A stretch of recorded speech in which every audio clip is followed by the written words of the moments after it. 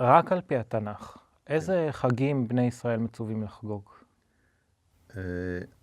אולי אתה מתכוון על פי התורה, ולא על פי התנ"ך, כי זה סוגיה בפני עצמה. אז נתחיל בתורה. אוקיי. בתורה זה פשוט מאוד, זה 3 הרגלים, פלוס יום תרועה, ובסוכות שמיני עצרת, כן? ויום הכיפורים. זה הכל. עכשיו, לשאלתך בנוגע לתנ"ך. לפני לענות, קודם כל אנחנו צריכים לברר את המושג הזה, תנ"ך. ראשי תיבות, תורה, נביאים, כתובים. השאלה היא, מי קבע את קנון אסופת התנ"ך? מי קבע שספר זה בתנ"ך, בספרים הקדושים, וספר אחר אינו בספרים הקדושים? הקביעה הזאת היא קביעה לא פשוטה. היא גם קביעה שהיא על פי זרמים ביהדות. הקביעה של היום היא על פי, כנראה, הזרם הרבני פרושי. מדוע אני אומר זאת? מפני שראינו לדוגמה שתרגום ה-70 של התנ"ך מכיל ספרים נוספים. הרבה ספרים נוספים. לא ידעתי את זה. כן. ולכן, אז הקביעה, מי אומר לנו שהקביעה של 24 ספרים היא הנכונה והמדויקת? מה גם שלדוגמה בכל הספרות של מה שנקרא מגילות הגנוזות, או מגילות ים המלח, או מגילות קומראן, כן? נמצאו עוד ספרים שנחשבו למקודשים. לעומת זאת, לא נמצא ספר אסתר. לא נמצא. מגילת אסתר לא נמצאה. במצדה גם כן נמצאו כמעט כל הספרים, ספרי התנ"ך, חוץ משני ספרים, ספר נחמיה ומגילת אסתר. אז מה זה אומר? מניין לנו שספר כזה כן כלול בספרים הקדושים וספר אחר לא? צריך לזכור שאז זה לא היה כריכה בספר אחד. כל הספרים היו בפני עצמם.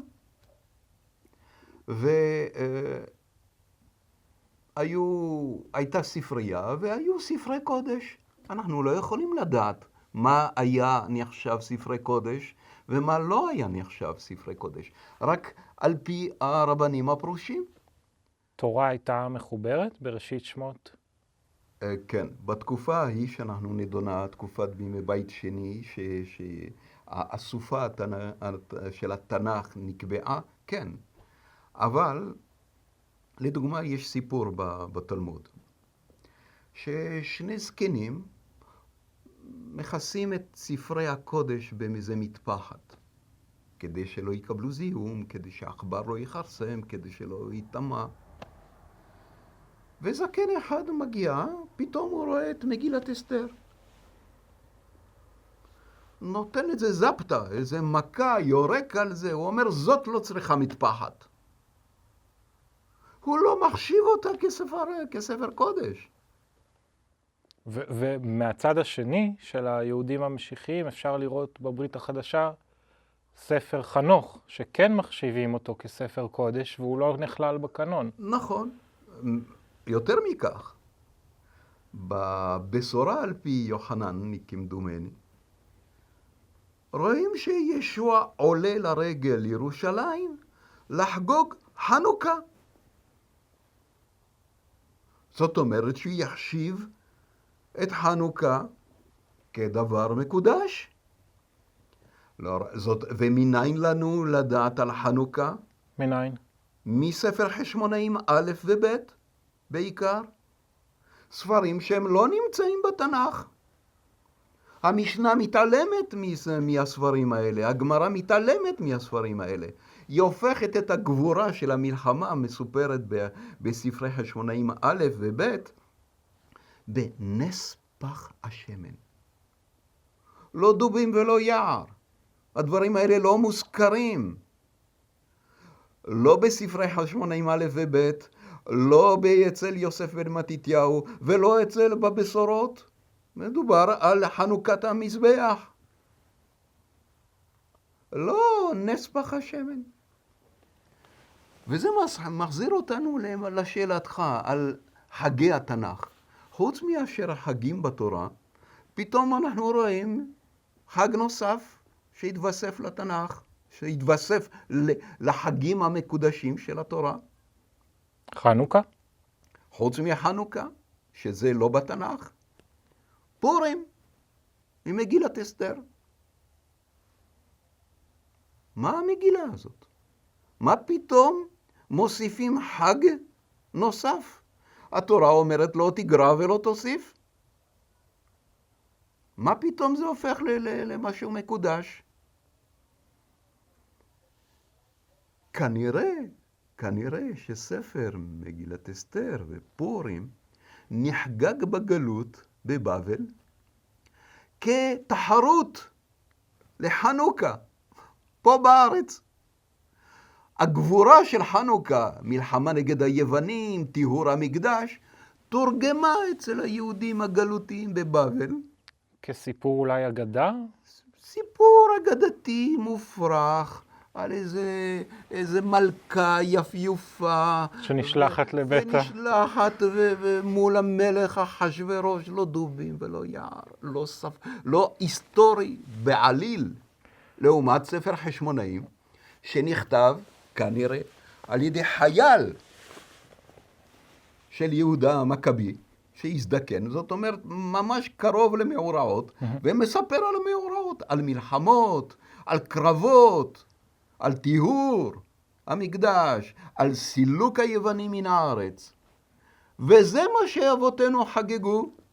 הם לא חגגו את פורים. אף זרם ביהדות, כולל הזרם היהודי משיחי, לא חגג את פורים, מלבד הזרם הפרושי רבני. והם היום מכתיבים לנו את פורים בתוך ספרי התנ"ך, בתור חג מקודש, מגילה מקודשת, בשוות ערך למגילת רות. אתה צריך להבין, ניקח מגילת רות, ומולה מגילת אסתר, ואומרים, זה אותו דבר, זה אותו מגילת רות. אותו תיעוד היסטורי. אותו תיעוד היסטורי, אותה קדושה. כן. מגילת רות, מגילה יפהפייה, מגילה טהורה, מדברת על דברים ערכיים, אנושיים, בטוב טעם.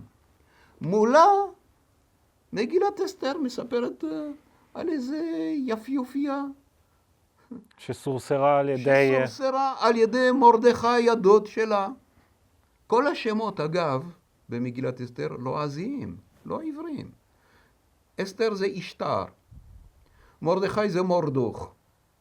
שום דבר לא ישראלי. לעומת בועז הנפלא. לעומת בועז, לעומת רות, שזה גם בעברית, לעומת נעמי. מה זה? רות קיבלה שם בעברית, למרות שהיא... רות זה בעברית. זה בא מרוויה. עכשיו,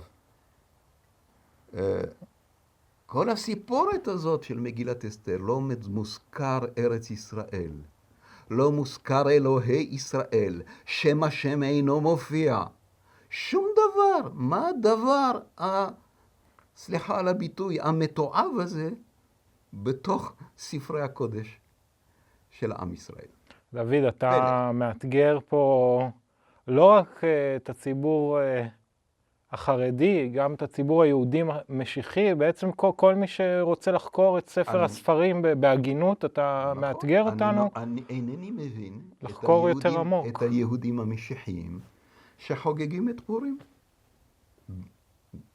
מדוע? הם נשרכים על ידי הקנון הפרושי רבני? אין להם עצמאות לקבוע מהם ספרי הקודש שלהם?